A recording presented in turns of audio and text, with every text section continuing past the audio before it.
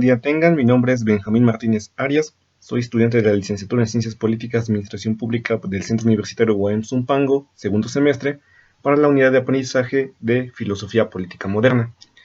Esta ocasión lo que se va a presentar es un análisis filosófico de una película, específicamente la película V de Venganza de 2005.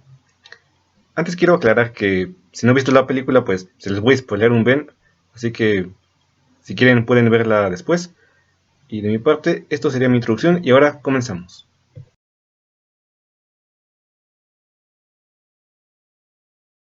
Pues bien, como dije anteriormente, vamos a hacer un análisis filosófico de la película V de Venganza.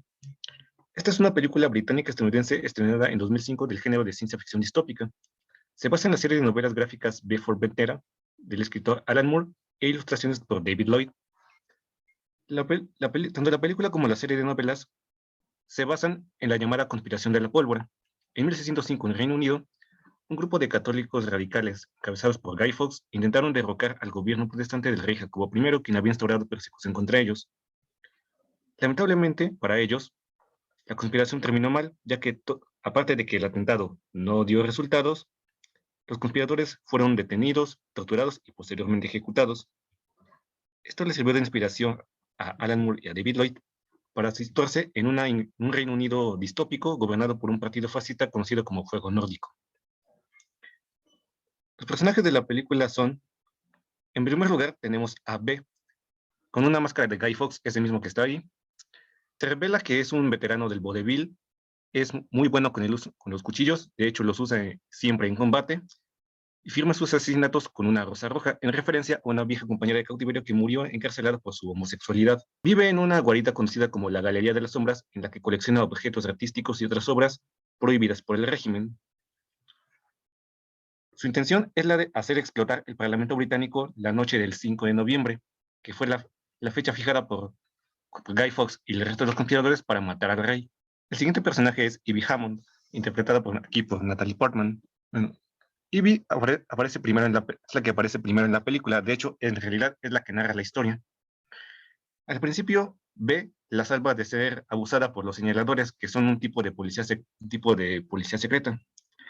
A partir de ahí se establece un tipo de relación entre ellos.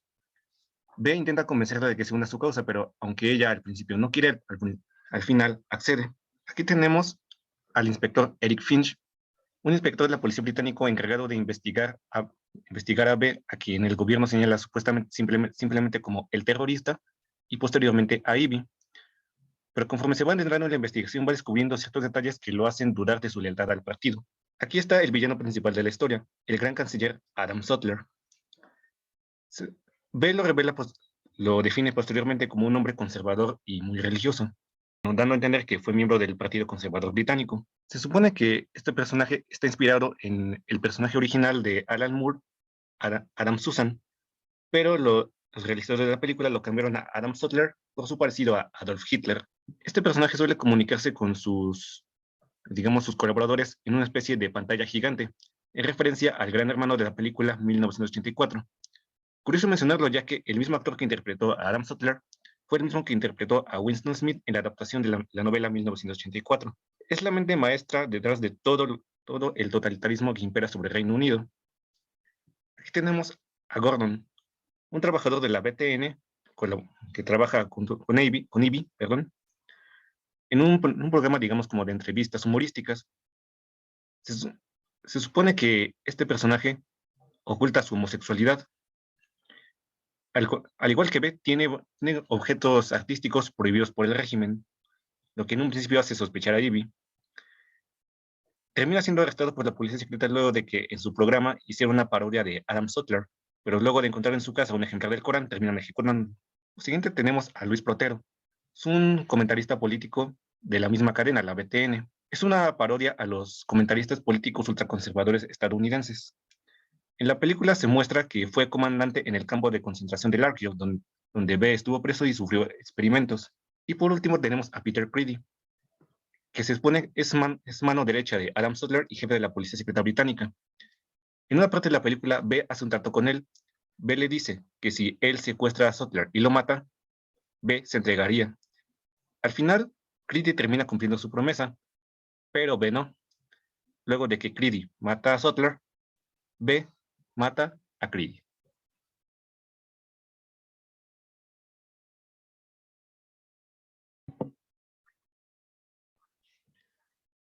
Pues bien, ahora vamos a hablar de la corriente filosófica que se trata en la novela, que es el anarquismo. El anarquismo literalmente significa sin gobierno. Esta es una filosofía política social que rechaza el poder del Estado. Dice que la convivencia de las personas se da por igual y por la razón entre ellas mismas. Entre algunos precursores del anarquismo se encuentran William Godwin, Max Stirner, Pierre-Joseph Proudhon y los rusos Mikhail Bakunin y Piotr Kropotkin. Perdón. Algunas características del anarquismo son: creen que el hombre es bueno por naturaleza, esto basándose en la filosofía de Juan Jacobo Rousseau, que afirma que el hombre es bueno por naturaleza y que son las mismas instituciones y sociedades las que corrompen al ser humano. Creen en la libertad individual, que el hombre debe ser libre, debe ser completamente libre en base al uso de su razón, por lo cual también valoran la educación y conocimiento como la clave para alcanzar la libertad del ser humano. Proponen la abolición del Estado y la ley, perdón.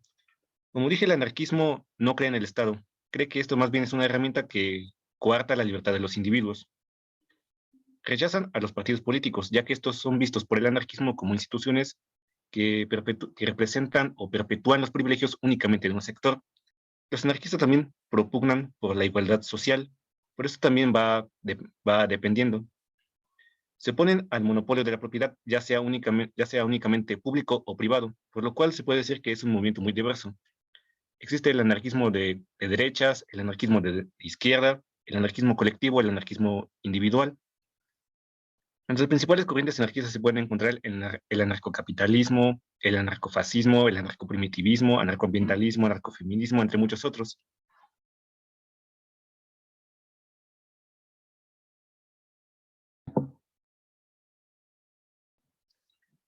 Pues bien, ya vamos a comenzar con la película. Vamos a empezar por el contexto. Se supone que en cierta parte de la Guerra Fría entre Estados Unidos y la Unión Soviética, este conflicto derivó en una guerra nuclear, por lo cual ambas naciones se aniquilaron. A pesar de que Reino Unido no sufrió mucho por la radiación, sí padeció muchos efectos. Si de por sí ya los efectos de una guerra son devastadores, a Reino Unido le tocó sobrellevar, en este caso, el llamado virus de Saint Mary's. De acuerdo al posterior gobierno del Fuego Nórdico, este virus fue creado en un laboratorio por terroristas. Se desató el caos, las manifestaciones, herramienta que le sirvió a Fuego Nórdico al poder, no solo bajo la promesa de llevar a los criminales ante la justicia, sino también para restaurar la identidad anglosajona del pueblo británico y restablecer el orden. Una vez que tomaron el poder, tomaron diferentes rasgos religiosos dentro de su gobierno. Por ejemplo, aquí se puede apreciar el lema fuerza, fuerza con unidad, unidad con fe. Algo curioso que me recuerda es que este lema se parece mucho a los lemas de Ingsoc de la novela 1984. La guerra es la paz, ignorancia es fuerza, libertad es esclavitud, entre muchos otros. Inmediatamente analicé el contexto y me puse a pensar, ¿a Thomas Hobbes le hubiera gustado algo así? Hay que recordar, por ejemplo, que Thomas Hobbes era partidario de la monarquía, o en este caso de un gobierno fuerte. A través de su obra El Leviatán, ponía al Estado como el Leviatán y al caos, la revuelta, la anarquía, como el Behemoth, ambos referencias a muchos bíblicos. De acuerdo a Thomas Hobbes, la autoridad se instaba de una autoridad fuerte para que se instaurara el orden. Bueno, pues ahora sí vamos a comenzar con la película. Primero vamos a comenzar diciendo que el símbolo que utiliza B es muy parecido al símbolo anarquista, tal como se puede ver en la siguiente escena. ¡Voilà! A la vista un humilde veterano del vodevil, mostrado erróneamente como víctima y villano por las vicisitudes del destino.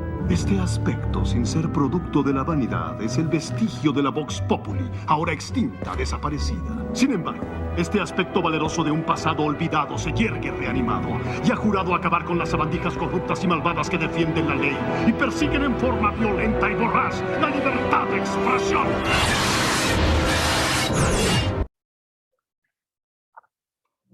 Bueno, esta primera escena que les mostré además de ser la presentación de B, habla sobre su naturaleza anarquista, ya que si escucharon bien, en una parte dice que se va a enfrentar a las sabandijas corruptas que defienden la ley. En otra posterior escena, vemos una cosa que se le adjudica, un atributo que se le adjudica mucho a los anarquistas, que es la naturaleza iconoclasta de sus actos. Esto al destruir un monumento dedicado a la justicia, como lo vemos a continuación. ¿Dónde están los instrumentos? Tus poderes de observación continúan siendo útiles. Pero espera, es a la señora Justicia a quien dedico este concierto, en honor de aquello que parece haber sido arrebatado a este lugar, y en reconocimiento del impostor que ocupa su lugar. Primero, la obertura. Sí, las cuerdas. Escucha atentamente, ¿puedes oírlas? Ahora los metales. Ya los escucho.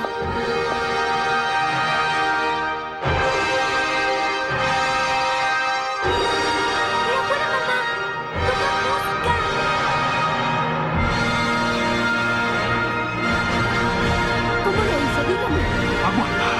Aquí viene el crescendo.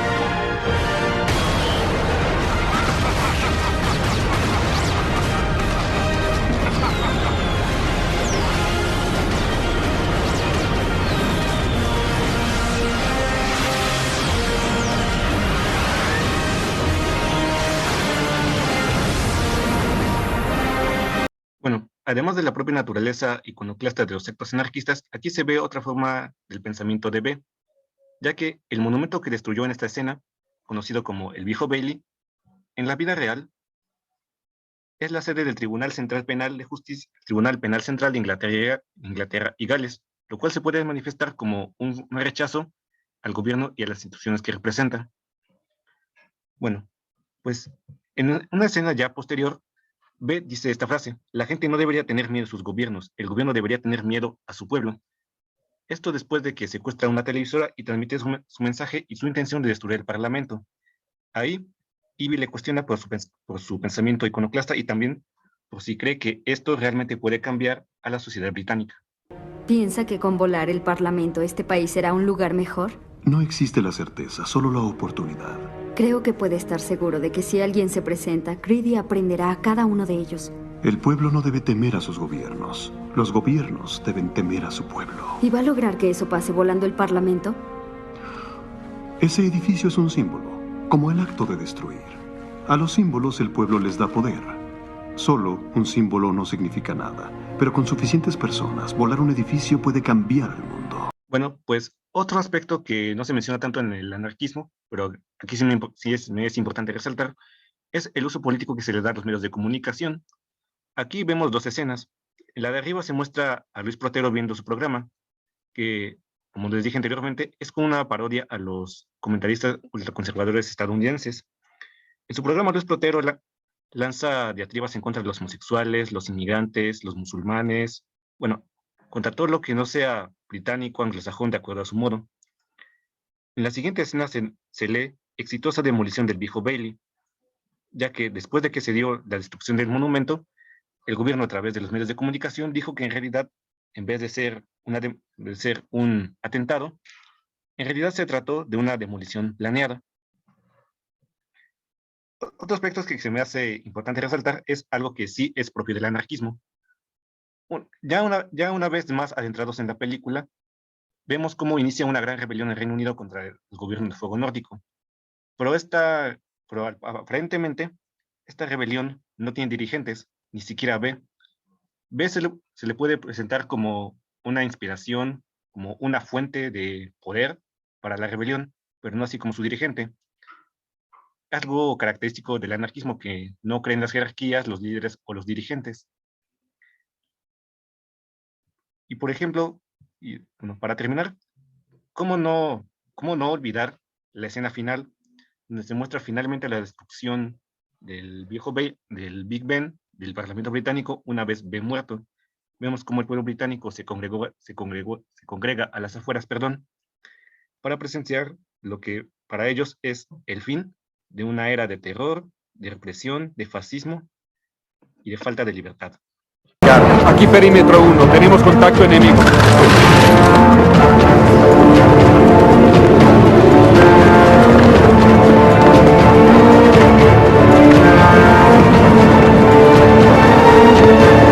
Encima rápidamente. Solicito instrucciones, general. ¿Qué debemos hacer? No hay respuesta del comandante. Ni de Greedy. Ni del gran... ¡Las armas!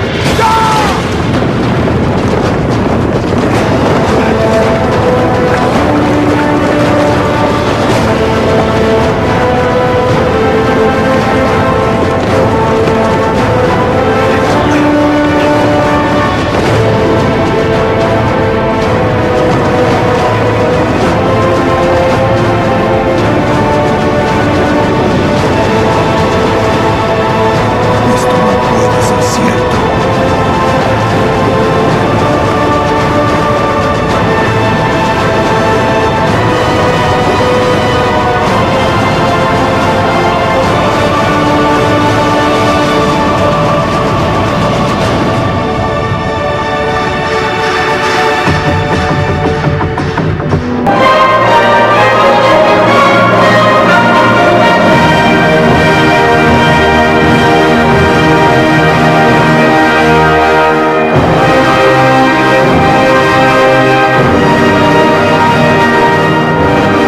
Esa música.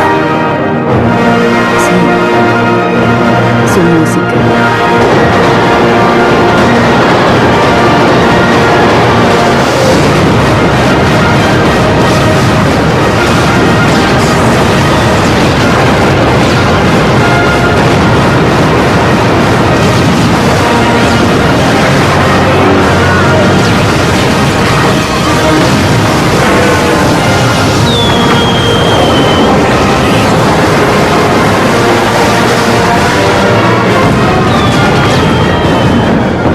Qué pena. Era Edmundo Dantes. Y era mi padre. Y mi madre. Mi hermano. Mi amigo. Era usted. Y yo. Era todos nosotros.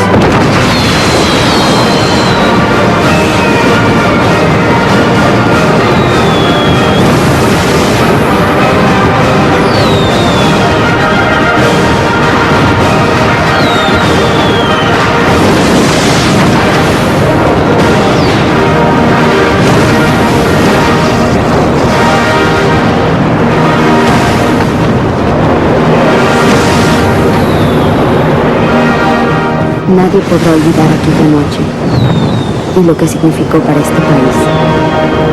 Como yo jamás olvidaré al hombre y lo que él significó para mí.